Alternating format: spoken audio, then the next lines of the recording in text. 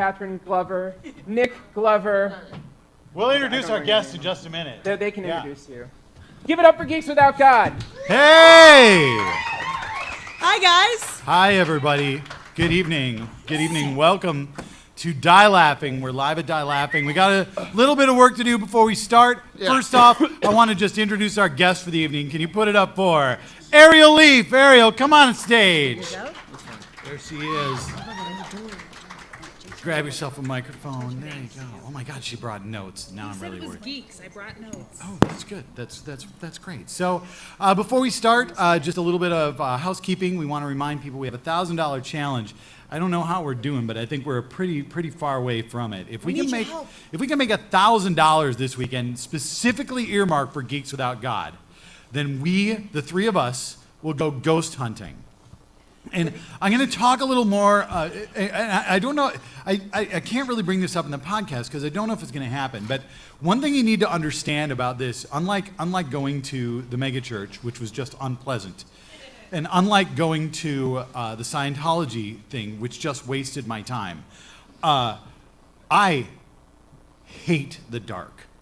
Oh. Yeah. And the fact that we're going to go do something where we're probably going to have to be in the dark, and they're going to do some bullshit with making sounds and having shit rub up against me is going to freak my shit right out. It's actually a frequent complaint Tim has in the bedroom as well. So my point is that you're sitting there and going, well, that sounds kind of cool. Why would this sound like a punishment? It's not. No, the concept of doing this horrifies me. Yeah, Molly's really afraid of the dark as well. Mm-hmm. Also, I like to dare ghosts. I'm waiting. I want them to prove themselves to exist me, so I like to make dares against them. But I don't know if they'll be taking. They could be real. Right? No. Yeah, no. But I mean, the point is, I know they're gonna try and fake me out. It's like going into a haunted house, and you know that there's a person around the corner, and they're gonna jump out and go, I don't yeah. think so. See, Molly can't do. With her attitude, she'll be the main target. See, that's the thing. Is I'll be the wisecracking skeptic who needs to be proven wrong, and also known as the first one that dies in the horror movie. Yeah. So I'm just saying that this challenge really is scary to me. You're afraid. You're genuinely afraid. I'm genuinely afraid because I'm gonna scream like a little bitch. I think it'd be fun as hell. And Nick's just gonna laugh at us both. I hope we see Dozer. Will you hold my hand, Molly? It's so what it is. It's a professional ghost hunting trip. They take people on tours of haunted places in Minnesota, and it's legitimate. Their profession is they are ghost hunters. They know the local lore and whatnot. It says that the place they take you to is guaranteed to be haunted. Guaranteed. See, if I'd known this was going to be a profession when I was a kid, I would have gone home. Right? Yeah. I think a lot of kids, like 1984, they're like, I want to be a ghost hunter. Well, sir, whatever. So bring on the pain, because this would be a really awful thing for me personally. And you get to help Fearless, so it's win-win. It's like 2 for 1. Yeah. 2 for 1. Yeah. And the other thing that I want to let you know before we start, because this episode's actually going to go up after it happens, next Saturday the 16th, we are recording our 200th episode. Live. And we're going to do it at the Bryant Lake Bowl, 10 p.m. Tickets are super cheap. It's like $6 ahead of time, $8 at the door, or $6 with a convergence badge or a fringe button, I think. And we've got Barb Abney, who's a DJ on Go 96.3. Yep. Super awesome. And we also have Jeremy Messersmith, who you might have heard of from his music. Duh. Or like The Current, at least twice an hour. Yeah, I think it's a law. Yeah. Pretty much The Current is the Jeremy Messersmith channel. But we don't hold that against him. We hold it against the If it wasn't Current. for The Current playing him twice an hour, I don't know that I would have known who he was. We're also going to have some other special guests and some special announcements and stuff. We have a lot of fun stuff planned for the night that's a big secret reveal. Ooh. Also, right now, you can go buy a Geeks Without God shirt or hoodie. What? We have them available at Teespring. You can find the link on our Facebook page or our website. But it's Teespring. I think it's teespring.com/geeks-god- or without God apparel with hyphens in between. Yeah, it's great. Geeks Without God apparel. They're good. They're shirts. And finally, there's still a silent auction going on right now. I want to highlight a couple of things. The first thing that I want to highlight is that right out in the lobby, there's a Bible, a Gideon's Bible, signed by Penn and Teller. Yeah. They got Noted atheist Penn Jillette. and Teller. And Teller, who we don't know what he thinks Yeah. because he doesn't say. He doesn't say. And that's pretty awesome. That's a super cool thing. And then also, there's an online auction going on, and there is a guest spot on Geeks Without God that's available. So if you're watching us here or watching at home, because we can now do remote recording, we figured that shit out. So we can record with anybody anywhere in the world. Last I checked, the bidding was at like $71. So there's lots of room to grow there, and the auction closes at 12:30. We're cheap. Yeah. But we're now going to do a podcast with somebody who did not bid in the auction. She doesn't have to, because you could. If you enjoy yourself, you could bid. There's time once we get done. It's true. We didn't talk about who's going to host this episode. All right, me. Okay. I know. Yeah. All well, right. I mean, I just did the last one. It doesn't. I mean, I don't. I think you know Ariel. We don't, but we can ask her. I can ask you all sorts of questions. Well, what would be more fun, really? Somebody Yeah. who might know the answer, I'll do it. or All right, you do Molly's it. got- You'll Molly's do it. got it. Molly's got it. And And I'll we're going to just take a moment of silence, and then we're going to get started. Welcome to Geeks Without God. I am your host, Molly Glover, joined as always by my co-hosts, Tim Wick Hi, I'm Tim Wick. and Nick Glover. That's me. And today we are recording live at Die Laughing 3. And we are here with very special guest, Ariel Leaf. Hello, Ariel. glad to be here. Yay. She is a thespian. She is. Ariel, you are well known on the theater scene. I actually just friended you on Facebook and saw we had like 49 friends in common, which they were all theater people. How long have you been in theater? I've been in theater since my second year in college. Oh wow, awesome. Yes. What was the show that got you into it? The first show I did was Hair. Awesome. Oh, yeah. That's awesome. What I actually more got into it for my theater boyfriend than anything Ah. else. Yeah, yeah. But then when I saw that it was Hair and I saw it was, sex, drugs, rock and roll, I said, hey, I actually know this part. I'll audition for it. Fantastic. Wait, the sex part, the drugs part, or the rock and roll part? Yes. Oh, You haven't seen any of my one-woman shows, have you? Not No, yet. we haven't. What? So you do one-woman shows mostly now, or? I do a whole variety of things. I'm a lighting designer, I'm a performer, I do solo storytelling shows, I'm a company member of Freshwater Theater, Wonderlust Productions, and I'm the co-artistic director of Fortune's Fool. Wonderful. So I do She the also things. just had a baby. What? Yes, I have a 4-month-old who's currently, hopefully, unconscious. But if not, there's nothing you can do about it. That's right. You can tell it's been 4 months since you had the baby because you didn't say like asleep peacefully, but just unconscious, like not making noise Yeah. or needing anything. Right. Just shh. Mercifully not requiring any attention. Right. It's not here, and probably fine. Probably fine. I don't hear any crying. Now, I have seen quite a few of Ariel's solo shows. They're very good, and the reason I actually invited her on, I wanted to bring her on, she talks in the shows sometimes about her religion, or lack thereof. Well, that saves me an embarrassing question, which is always, so let me ask you, do you believe in God? Well, I would hopefully not be on this podcast if I did. Oh, you never know. We've had a few. Yeah. Yeah. Yeah. No, Friend I of the do show, Jenny Young. Yeah. not. Fair. So you do not. I She do does not. All right. So that's safe. Is that so? How did that start for you? Did you grow up in a secular household? No, I grew up actually with atheist parents, Oh. but a mother who had a lot of mental illness, and so I was kind of left on my own. And so I did spend some time dabbling in Christianity before I dabbled in many other things. I think mostly because I was looking for a parent more than anything else, and my next door neighbor told me they made great Wednesday night dinners, Sure. and spaghetti and God, these seemed like tasty things. Someone at the watching time. over you to take care of you, Right. which you sorely wanted. Who also provides spaghetti. Yeah. And structure. Yeah. Yeah. Yeah, structure and spaghetti. That's Thank you, God.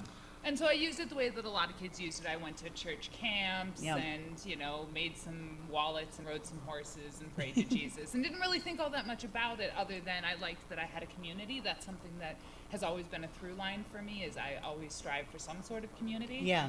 But then I fell out hard. What happened? So my mother's mental illness is called multiple personality syndrome. Mm-hmm. Oh. And for those of you who don't know anything about it, watch the United States of Terror. For those of Yeah. you who don't care, watch the United States of Terror anyways. It's really amazing. But I had this dumbass counselor who told me that meant that my mother had demons in her. And he told me the parable of how Jesus came upon the man possessed by many pigs. And he drove the spirits from the man into the pigs and drove the pigs off a cliff, and basically said that my mother had to go through an exorcism or she would never be welcome in heaven. Oh my God. So, you know, I'm Was he like, did he have like did he like get a degree, or was he just a dude? he was that 18-year-old dude with pimples who's your Oh. camp counselor. Wow. Okay, Right. good. Just some Right? guy. But he took He's his who moment has of summers power off. there, you know, Yeah. and he decided that this was his opportunity to, you know, rid the world of some demons, apparently. All he did really was rid one girl of her love for Jesus Christ. I basically said, So well, thank you. You know, if my mother's going to go to hell, then I'm happy to go to hell, and you can go fuck yourself. Nice. Yeah. I don't know if swearing is allowed on Oh, your yeah. It's oh yeah. Okay, great. Encouraged. And Most I, you favorite know, word is There's cuss. It's Weird. true. I yeah. love There, it. you literally can't stop it. Right. So I literally just walked. Yeah. I just that was that, you know. And I don't know if at that point I had completely decided that any kind of God was out of the question, but that God was out of the question. Yeah. And there, you know, somebody said well, if you don't believe in God, you won't go to heaven. And I gave the argument that, well, if God is the kind of God I would want to worship, I would go to heaven no matter what. So again, you can go fuck yourself. Yeah. I had a similar argument with my biological father when he wanted me to keep going to church. And I said, well, why do I have to go to church? If God can hear us wherever we are, I can pray here at home. And he got all mad because of the logic of that. You know, there's no logic in cognitive dissonance. So, do you feel like, so you didn't do theater in high school, which is unusual for people who do theater. I actually did do 2 church plays way back when. Oh, so, wow. So way when I Yeah. was like 7 and 8 years old, I got involved in doing a couple of church plays. I know I was the mouse in Noah's Ark. I sang a solo called It Rained for 40 Days It Did. Wow. Was there only one I was mouse? going to say, were you the only mouse? I was the only mouse. What? Harsh. Somehow Heresy. I reproduced rapidly. Blasphemy. It's one of those old school asexual. That doesn't even- that mice doesn't even- just reproduce by splitting and. It doesn't even compute. It's like the first thing that happened is Noah screwed up. How hard is it to get 2 mice on a ship? That's something that people Hell. actually strive. Shit, bring 20 mice. I mean, why? They're small. I think You people- shouldn't have to invite them. They're Well, just going to yeah. show up anyway. how much of a sea ship captain's job is trying to keep mice from getting on the ship? Like, you know, stowing away and eating all your grain reserves or hardtack or whatever it is that I don't know Noah's Ark would have had. Like they couldn't do what I don't know. Like They ate God's love, Nick. They ate They God's ate God's love. love. Noah's Ark either had grain How many reserves or calories are in hardtack. God's Those are the love? only 2 options. It was either grain reserves or hardtack Well, and on limes Noah's so Ark. that the mice, the mouse didn't get scurvy. right, very small lines. Yes, little tiny lime. Key lime.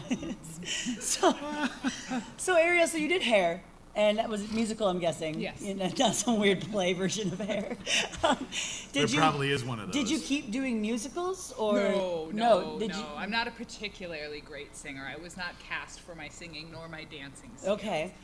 I was cast because I worked at the Hard Times Cafe and therefore could bring an air of authenticity to the show. I was You were very actually- bohemian. Yes, I was actually Yes. asked to bring in books and give lectures, and they painted quotes that I wrote on the stage. Of course they did. Yeah, and then I had to be the first person to get naked. And then everybody else went on to form Cloud Cult. Right.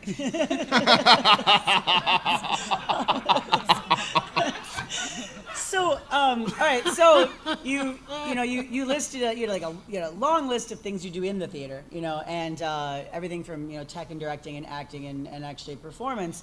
Do you have a hard time, balancing that with outside interests, family, anything else any other pursuits, or is theater all you really focus on besides your family?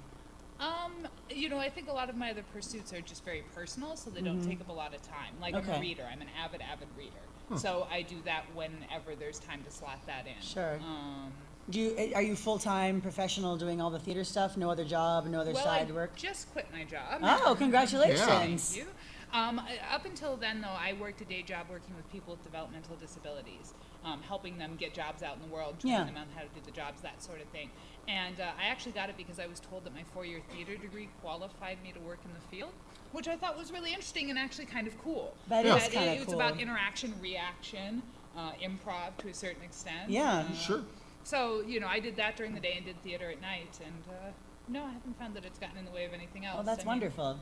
I feel like a lot of times what people who aren't in theater, even people maybe who have left theater, the perception is that it takes up so much of your time that you can't do that and other things, that or you can only do the one thing. Like maybe you can act in a show, but you can't do all the other pursuits you might have. So Well, now that I have a child, I'm about to find that out. Yeah. Exciting, though. I mean, Yeah. this to be on like the precipice of finding out, how it's going to go. But I like to be busy. I'm a person who likes to be Okay. active and be busy all the time. So really the thing I needed the most was a partner who said, yeah, go do that thing. I'm an introvert. I'll hang out over here and watch Chef's Table or something. Yeah, and take care of the little one now and hold the loaf of bread until it walks. I like when babies are at the age where they just mostly are stationary, and then all of a sudden they start moving, and I feel like everything levels up for everyone. My nephew just started running around. I'm really so. glad I never thought of my kids as a loaf of bread because I like bread a lot. And you don't like your kids, you monster. I like my kids, but I never wanted to take a bite out of their forehead. She means don't believe you. not ambulatory. Like you sit them down somewhere and they stay there like a cup of they coffee. stay where you put 'em. That's not true in my case. I think my kid is attempting to take after me because at 4 months she is trying to walk. Oh, She's you're in not trouble. interested in sitting. Yeah. She's not interested in toys. She just wants to stand and walk. Oh all of the man, time. she wants to be busy too. And let me tell you, a walking loaf of bread would freak my shit right out. Ariel, But what that means sandwiches that would self-deliver, Tim. All right, I'm starting to like. Yeah, that's a good point. I'm liking the idea. And just So as you long have as to have lots of them so Yeah. you can keep. right, and just as long as they don't try to unionize, it'll change Jimmy John's. All right, so one of my friends asked me this question, and she said this is a great question for everyone in theater, and I would love to know what you think. All right, what's one play that you wish you could direct, and what's one play that you wish no one would ever direct again? And think about it. It's Okay, Yeah. so if there's a play I wish I could direct, I will never be allowed to direct it for multiple reasons. But I would really love to direct for colored girls who considered suicide when the rainbow is enough. sure. It's just it's a beautiful piece of poetry. It's something I've never seen done the way I would love to see it done. But obviously there are 5 gazillion reasons I can never direct Right. this play. God, there are so many plays we don't. All need. directors matter. There's so many plays we don't need. Yeah, I mean, Yeah. half of Ibsen, I just don't. I don't think we need most Gilbert and Sullivan. I'm really not sure I can. I'm sorry. Half of Ibsen, is that like all?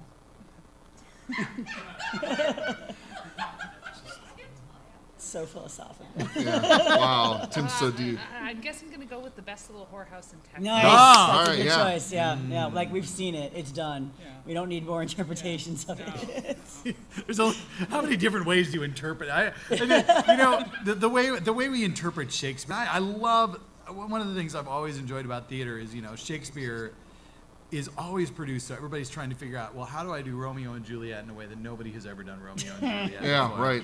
And In 500 Every high years. school senior is like, I've got this. I'll bring something new to the world. in 500 years, they will be doing the best little whorehouse in Texas the same exact goddamn way. They won't be like, let's do a post-apocalyptic best little whorehouse in Texas. Although, See, I see that production. yeah, no, I'm. But it's never going to happen. Nobody's ever going to do it. What if The they're no- all robots? So, a robot sex best little whorehouse in Texas. just like a month or two ago, theater La Tirada did Gypsy at the Pantages. I do some box office work there and at the State, and so this dude came up with a card, like a business card, to the box office window, and he's like, "Hey, I represent an actual gypsy story fortune teller who you guys should pay her to come warm up the crowd before Gypsy because he doesn't know what Gypsy is about at all." And he's like, and so he hands me this business card that I still have at home that is great. It's like, He hands the atheist skeptic a business card about Yeah. a fortune teller who's really going to help everybody. yeah, atheist skeptic theater nerd who's like, let me tell you something about Gypsy and like. Guess what? There's And my not in psychic Gypsy. friend, I'm like, oh, how many strikes can you get in one sentence? And so his idea was, he wanted to talk to the house manager to get his psychic gypsy friend Who was not a prostitute at all, which was very confusing. To come and warm up the crowd before Gypsy. A Broadway show.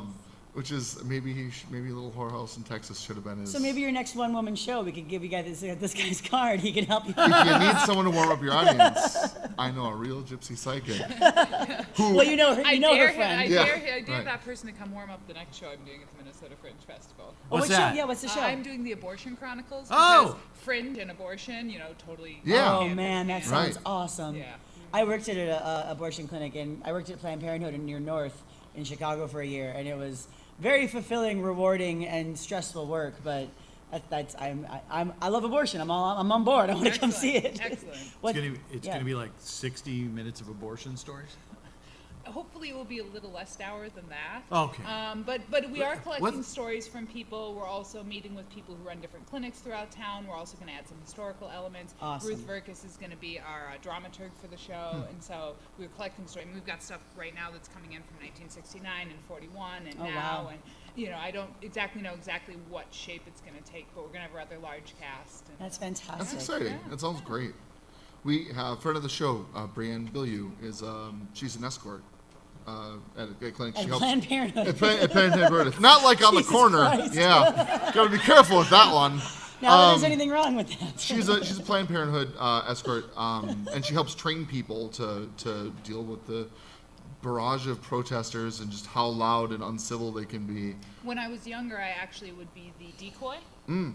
So I'd be the person in the middle, and the person who's actually getting the procedure would be on the outside, so that everything hateful would be yelled at me. Like and so you it were- would just yeah. kind of deflect off Yep. her Yeah. just slightly. Yeah, Aw, that's man. great. It was very shocking to me how many security measures we had to take because the receptionist was behind bulletproof glass in a room with just one door that had a key code to get in or out of that little booth area. And then if someone came and said, I'm here for Molly Glover, and you would have to say, I don't know if she's here. And it's like, well, she had an appointment at 8 a.m. I dropped her off, and I'm here to pick her up. Can you let her know? And be like, I can't confirm or deny that anyone's there because well-meaning people would pretend to come, like, looking for a patient when they didn't have any well-meaning intentions at all. Yeah, not to get us too far off the track, but Yeah. I actually have to say that in contrast to that, the last procedure that I had, I went and there was one guy outside protesting. Really? Just this one kind of sad, quiet old man. And like, Gross. I'm the kind of person who goes in, checks in, and goes out for a cigarette. Yeah. So I'm Yeah, just you gotta wait, standing you got there, time. You got time. And so I also brought two people with that hated each other. So I just kind of left them in the lobby and went outside. And so I like I'm your standing style. outside, and there's just this one guy with his little sign, and he's just kind of looking at me with his like sad little face, and I weirdly loved him in that moment. Like, Well, he's committed. committed. He's really. A good bit. You want to go like help him out a little and be like, do you want to call me a whore? Like, can I get you some water? Am I a slut? Like, Yeah. I have no idea what to do. yeah, I'm feeling so conflicted. If only there was someone to tell me what to do. Like, just like throw him a bone. I'm just kidding, buddy. I was gonna do it anyway. Yeah. Yeah, throw your cigarette at him and you go inside. No, I'm sure. I know. I'm fine.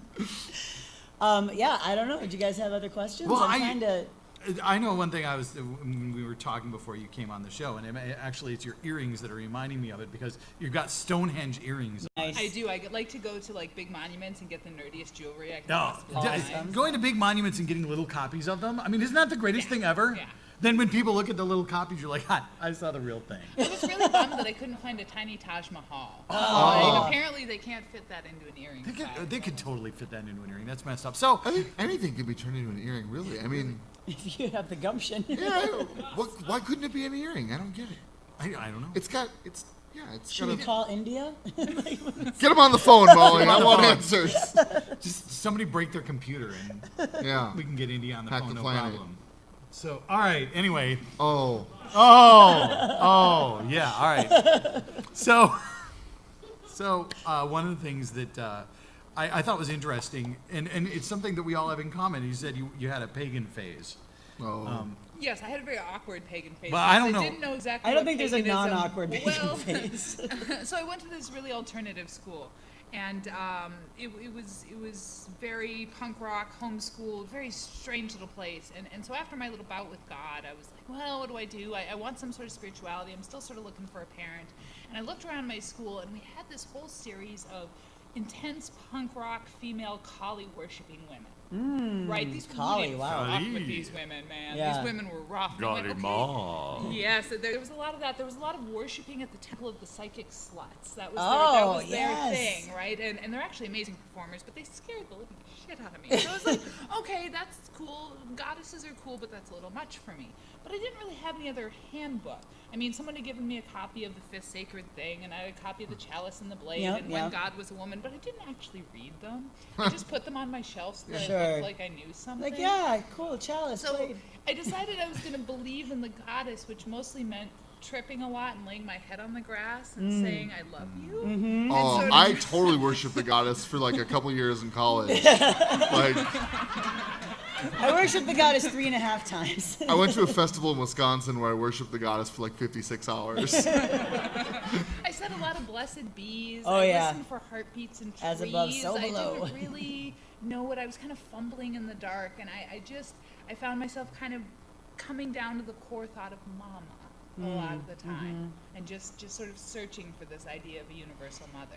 At the time, do you feel like, did you have the distance from yourself to be aware that that's what you were looking for? Or did that only come after, reaching adulthood and kind of looking back and realizing what the impetus for all that was?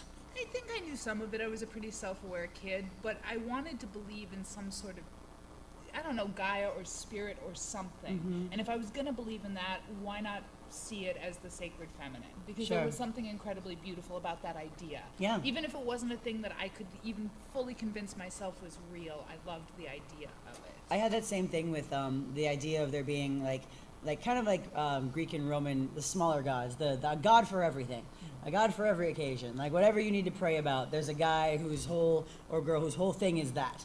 Like you picture that deity and that's where you go. And so my Wiccan phase was, like the rest of my life, solitary. And it wasn't until I was shamed on a BBS, a Citadel BBS, by other pagans for not having a coven, and was told that meant I wasn't actually a Wiccan, and that solitary Wiccans were just people who liked books.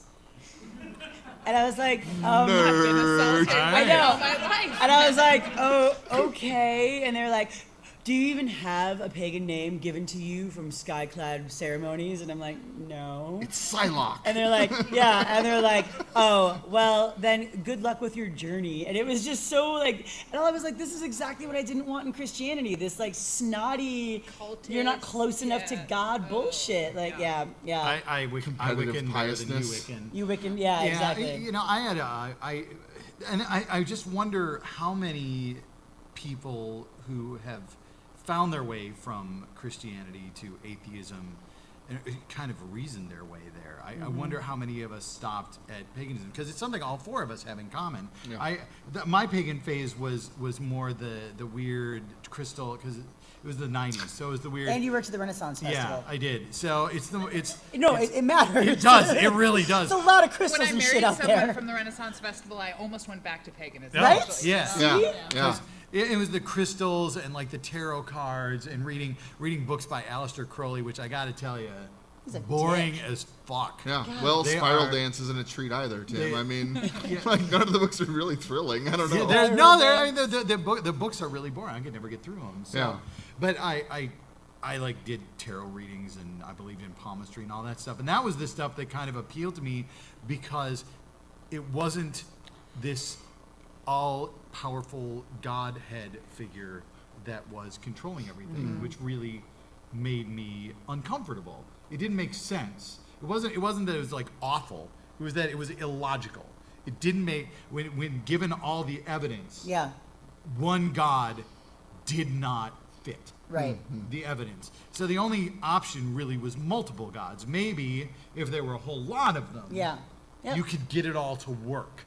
And to me, paganism was this step of logicking through everything to go, okay, this one story that I've been presented doesn't make sense, so let me try this other story and see if I can find a way to get that story to make sense. And I don't know. I mean, was that part of where you were, or is that totally different? I think so much in the same way that if you're kind of figuring out your own like spiritual like mother worshiping, like the very inherently feminine part of that, I feel like for me it was more inherently masculine, even though there were plenty of women there, and strong women and like well respected and involved. It was more asatru, like Vikings and stumbling and yeah, and it was like more community, more like the people that were there. There was an older guy there, a good friend of mine, Dave, who's since passed away, but he was like an older guy, kind of a father figure type guy, definitely.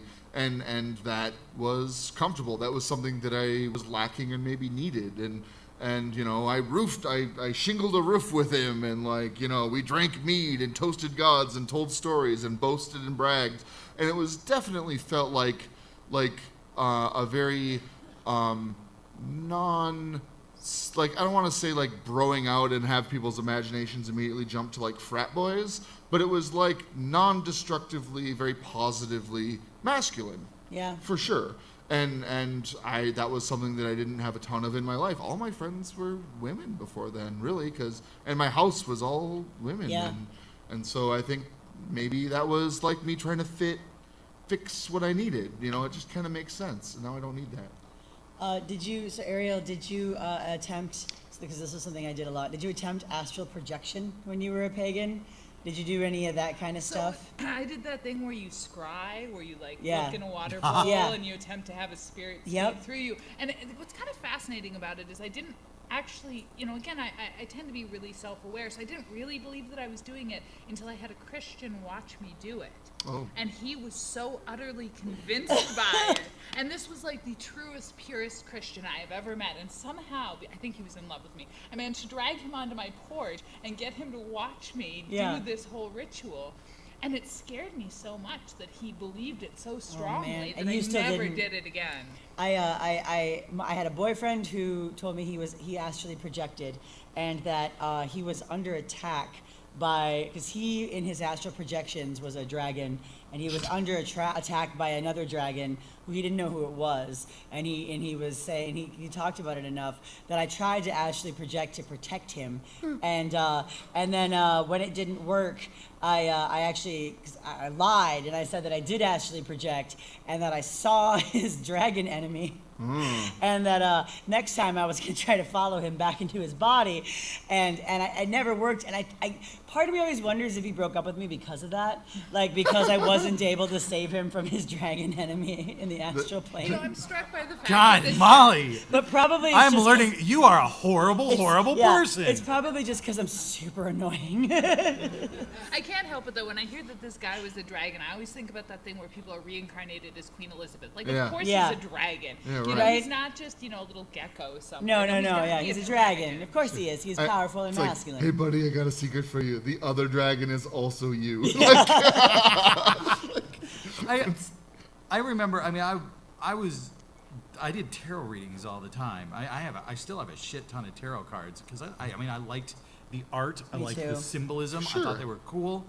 And I didn't even know what cold reading was. Oh. But I was really good at it. Yeah. I was really good at it because it wasn't until later that I was like, it occurred to me that it's like, these cards don't tell me shit. Yeah. They don't tell me anything. All I do is I start fumbling around with, I read, 20, 30 books on interpretation of tarot cards. And I would look at it and I would be like, okay, well, this book tells me that this means this, and I'd look at the picture and go, what does this picture suggest to me? And then I just start fumbling around until you get that look in somebody's eye that's like, aha, there we go. Got it. And it didn't even occur to me that that's what I was doing. It's like looking back at it later, it's so obvious that I was just reading the person and interpreting the cards based on what the person was giving me.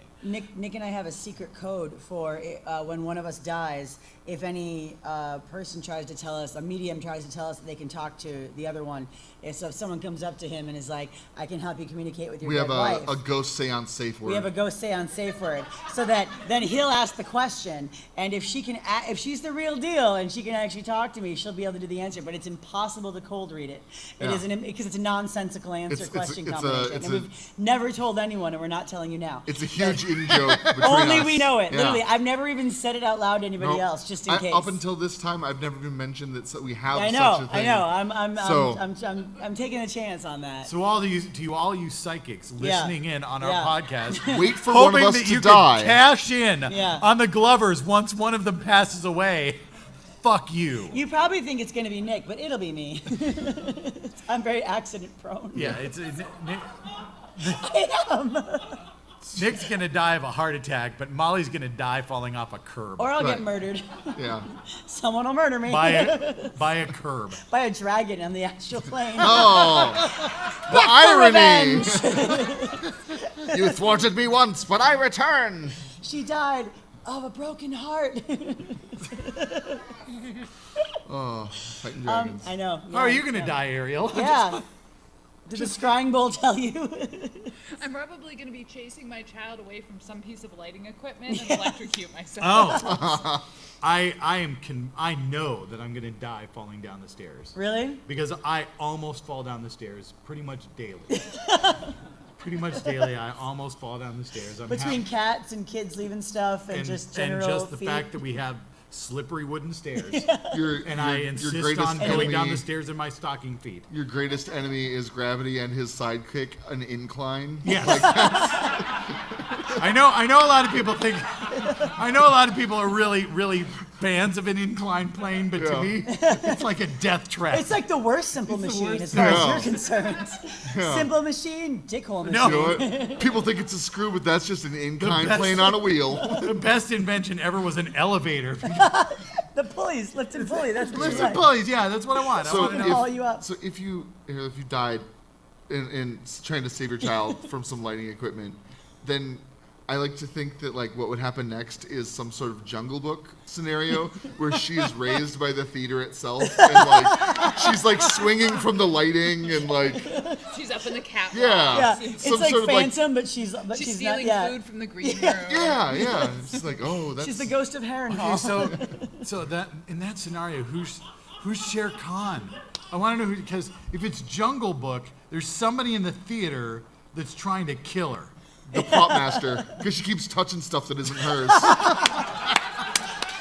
There's a tape circle on this table, and it says ball. Who's it? Who took it? Is it your ball? Then why are you touching it? Yeah. It's totally the prop master, prop mistress. They're just hunting her down like a Either dude that or on it's the guy safari who in a runs pith the helmet. spotlight because she just comes running by and grabs it and goes, wee! Oh yeah, resets all the lighting every time she swings through and changes everything. Yeah. So, all right. So, what's the? I mean, I know it's hard to pick favorites, but if you had to, just on the spot, what's your favorite show you've ever worked on, regardless of what you did in the show, but also tell us what you did. Oh, good Lord, But we that's don't really care. We hard. want to be really clear. It's not important what Yeah. you did. And it can be for any reason too. Yeah, yeah. It was just a good experience. Or, Okay, well, I'm going to give the selfish reason because it's sort of the thing that drove me really back into theater and also reconnected me to Duck Washington, who's somewhere in this building. Friend of the show, Duck Friend of the Washington. show. The first show that I did out of college, other than a piece that I directed and toured, was a production of King Lear. And I had a tiny, tiny bit part, and I had pretty much given up on theater. I thought, oh, that was my college pursuit, and I don't care. Oh, Duck Washington's directing a play. Oh, I like him. Because you've been roommates, right? No, Not yet. No, he had worked on Hair, and he was best friends with the guy that I dated for quite a Okay. while. So we were friends throughout college, and so I saw that he was directing, and I thought, well, maybe I'll give this theater thing one more go. And so I went out and I auditioned, and Don Kuznowski was in it as well. Oh, and, wow. I had like 5 lines. But everybody I was involved with decided we needed to make these elaborate backstories. So it was we put so much effort into these tiny parts. And since then I really haven't minded picking up a role that's really small. because I think I don't know who I'm working with yet, and they might be really, really fun, and we might get to sit backstage for 2.5 hours out of the 3-hour show and make up these elaborate stories, and that's almost as much fun as being on stage. Wow, that's awesome. great. That's You good just stuff, you yeah. just described working at the Minnesota Renaissance Festival. No, really, it is. Kinda. You just sit around backstage and make up elaborate backstories. Or on stage, really. I mean, Yeah. and you say like 5 lines to the audience. So it's pretty much exactly the same thing. So conversely, what is one of the more difficult things you've had to work through, or like what, or even if you don't want to get into specifics, what do you think is something that is one of the more difficult things in a show that obstacle can, yeah, note. something I that think can, when a director has such an intensely certain idea of how the play should go, and it doesn't matter if I'm the lighting designer, if I'm a performer, or what I'm doing on the show, if their vision is so narrow and so tight that nobody's got any room to breathe, it's going to be boring as fuck. Yeah. You just know you're going to see that show and kind of like, because Yeah. nobody's alive on stage. Nothing's happening that's interesting. right. Because Yeah. the only person who owns anything in the show is the director. Absolutely. Everybody else is just working towards the director's vision, and they don't have any personal investment in the show besides I'm in this show. Right. Yeah, no, I agree with that. I went to St. Kate's and I had a theater degree as well, and we because we were a joint department with University of St. Thomas at the time. I don't know if it still is, because historically St. Thomas was all boys and St. Kate's was all girls. So the only way they could actually put on any shows was that they worked together. So I had a couple of directors that did something like that where it was just. I had a director actually get on stage for both parts of a scene and be like, okay, so then you do this, and like said the lines and said, and then your response should look like this, and we were only like 20, but it was just like, this is ridiculous. How are we supposed to? And to me, that is always how religion felt. It is this idea that someone is telling you. It's this really narrow vision of how things are supposed to be and how you have to act and believe, and there's no room to be yourself. And if you try, it's sin or it's immoral, or and I don't know. I think they're similar to me. You know what I was just thinking while you're describing that is that last Coen Brothers movie, and I'm forgetting the name right now, but the scene where Ralph Fiennes is trying to get the actor to say, "Would that it were so simple." Would that it were so simple. Would that it were so simple. Would that it were so Would that simple. it were so simple. Hail Caesar. Hail Caesar. There you go. Thank you. So I don't know. I was just thinking about that.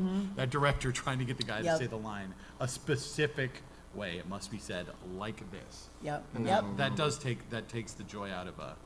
I've never theatrical directed, production. except for I've directed like a monthly variety show, but that's just putting acts together But more. I think for I've me, directed myself. and I but- haven't directed as much as I've done some other things, but for me, directing is having a loose vision, finding out what the actors are really good at, and encouraging that. Yeah. Saying, okay, that can fit into my vision, so I'm going to expand on what they already have a skill in. Like, you're looking for what they've got. It's like being a What good they manager. got is what people are going to see. It is being a good manager. Yeah. It, Yeah. it is. It is Absolutely. literally project management. And on top of that, I always have felt like I've directed a fair bit, and it's like you cast someone for a reason, not because they read the lines exactly the way you had in mind, but because they made you notice and why, and use that. Don't don't try to shoehorn everything. Interesting. Excellent. Well, thank you. Are you ready? It's time for 5 questions. I'm ready for 5. Five Five questions. questions. All right. I Tim, really why need don't a you? 5 questions theme. Dun, dun, dun, dun, dun, dun, dun, Five dun, dun, questions. dun, dun, dun, dun, dun, Someday. dun, dun, dun, Five dun, dun. questions. What? Someday? That's not perfect? Wow. Someday. Wow. Narrow vision. All right. Question. Tim, why don't you start us off? Question number 1.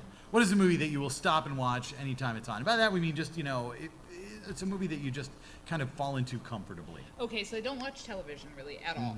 And even if I did, I don't really watch the movies that come on television. So we're just going to play a game called This Movie Would Be on Television. Yeah. Yeah, And you would watch yeah. it. And funny enough, it fits the religious theme. I would watch Saved any Oh day. my yeah. God, I love Any that. day. My Jesus, and I love pussy you. is Oh. a hot pussy. Oh my Just the God. best. The Oh my throwing the Bible and hitting her in the back of the head. Yeah. And Macaulay Culkin Oh is my God, He's it's so really- good. Yeah. brilliant in it. That's a beautiful movie. Yeah. I like that. All right. Yeah. Question number 2. What is your geekiest or most prized possession?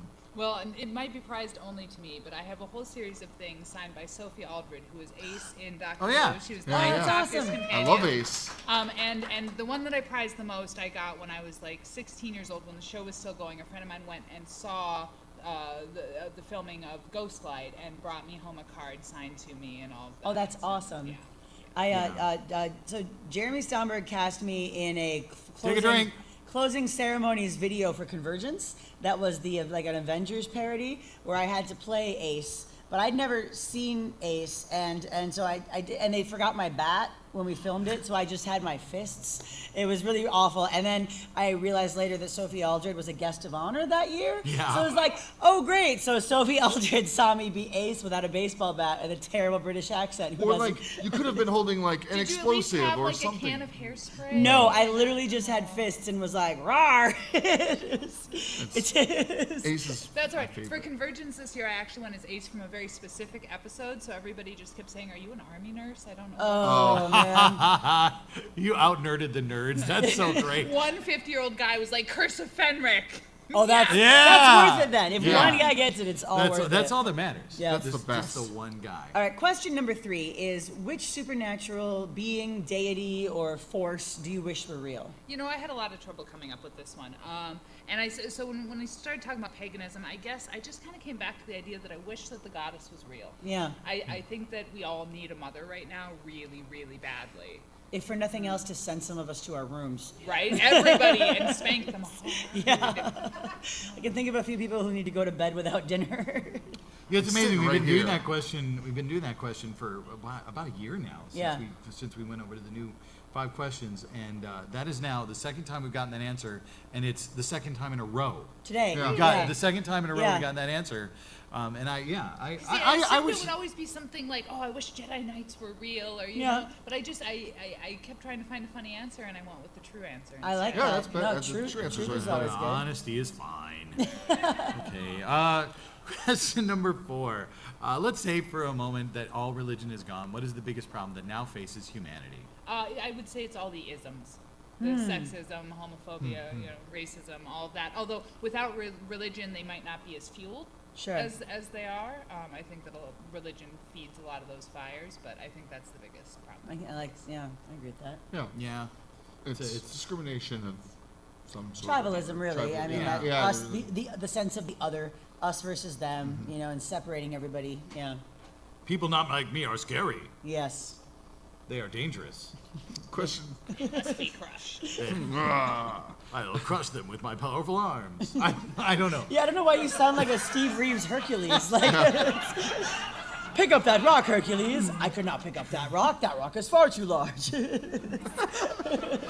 Question number 5. I think that's what humanity would be like without religion.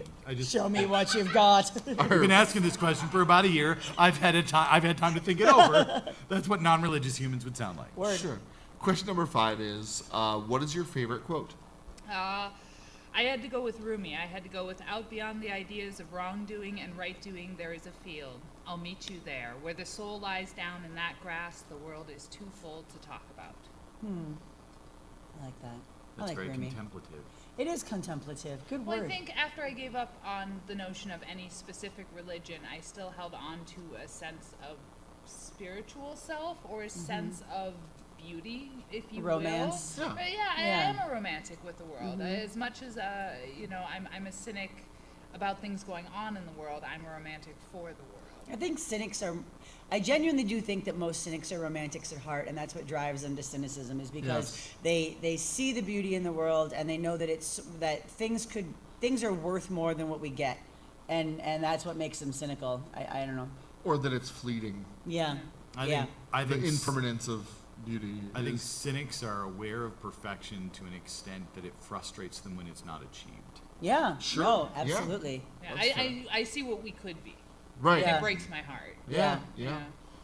Well, Wow. you know what's really great is a comedy marathon, and we're That was right. The right yeah, note no, to this end is it on, great. Right? I thought that'd Yeah. be really funny. I think that we should all. Luckily, that's all the time we have, and why? not No, luckily. hold on, I'm going somewhere. I was just gonna hand out Kleenex. I was gonna say, and because because that's all the time we have, we now have a few moments to navel gaze and really like just focus on our spiritual astral dragons. Soak it in. Yeah, I want everyone to know that I'm an astral ferret. I feel like that's what I would be on the astral plane because it's annoying and it smells weird, and only that friend of yours that you don't really get has one.